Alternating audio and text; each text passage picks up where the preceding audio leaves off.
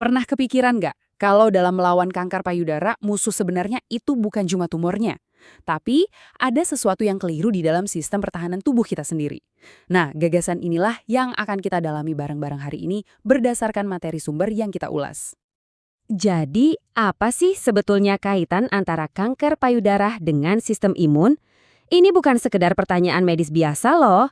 Menurut sumber yang kita bedah, jawabannya itu bisa jadi mengubah cara kita memandang perjuangan melawan penyakit ini. Oke, kita mulai dulu dari yang paling dasar ya, jenis kanker payudaranya.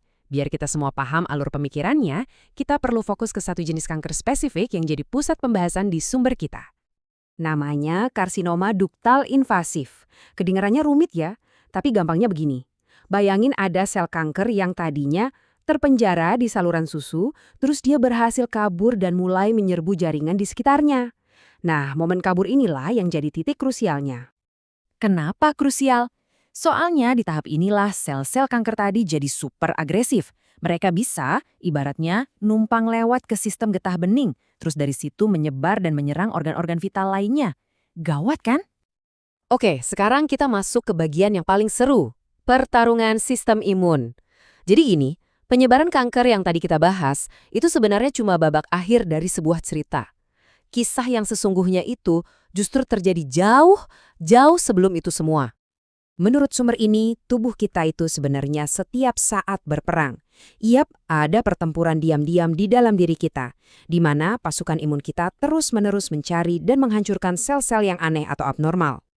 Nah, di sini kita bisa lihat bedanya. Kalau sistem imun kita prima, sel abnormal itu ketemu, langsung dihajar. Beres, masalah selesai.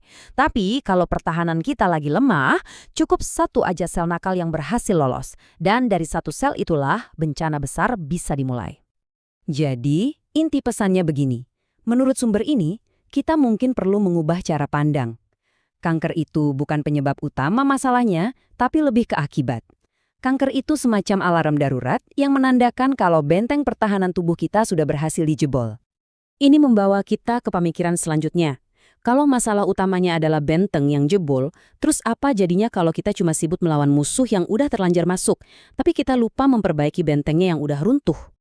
Tentu saja, sumber ini sangat mengakui kalau perawatan medis konvensional itu super penting. Operasi, kemoterapi, radiasi, ini semua adalah senjata andalan yang kita butuhkan banget dalam pertempuran ini. Tapi, ini dia pertanyaan besarnya. Kalau tumornya sudah diangkat, sudah dihancurkan dengan berbagai teknologi canggih, kenapa sih kanker itu masih bisa balik lagi? Apa yang kita lewatkan? Nah, menurut sumber ini, jawabannya tuh karena kita seringkali cuma memotong rumput liarnya aja, tapi akarnya dibiarkan. Akar masalahnya yaitu tadi, sistem imun yang lemah yang dari awal membiarkan kanker itu tumbuh, malah nggak ikut diperbaiki.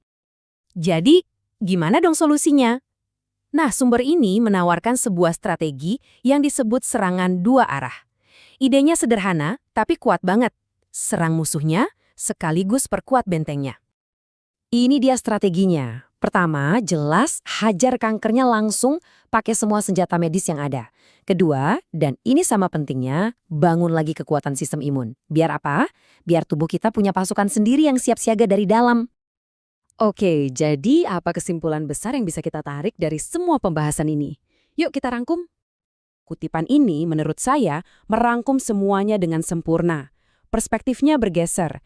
Ini bukan lagi sekedar perang melawan benjolan, tapi ini soal mengembalikan lagi tenaga dan kekuatan pasukan pertahanan di dalam tubuh kita. Sebagai penutupnya, sumber yang kita bahas ini nggak cuma ngasih ide, tapi juga ngajak pembacanya untuk bertindak. Ajakannya jelas, fokus untuk membangun ulang sistem imun. Mereka bahkan menawarkan konsultasi untuk membantu prosesnya. Ini meninggalkan kita dengan satu pertanyaan untuk direnungkan. Setelah mendengar semua ini, coba kita pikirkan sejenak. Bagaimana jika kekuatan terbesar untuk melawan balik itu sebetulnya sudah ada di dalam diri kita sendiri, hanya sedang menunggu untuk dibangunkan kembali?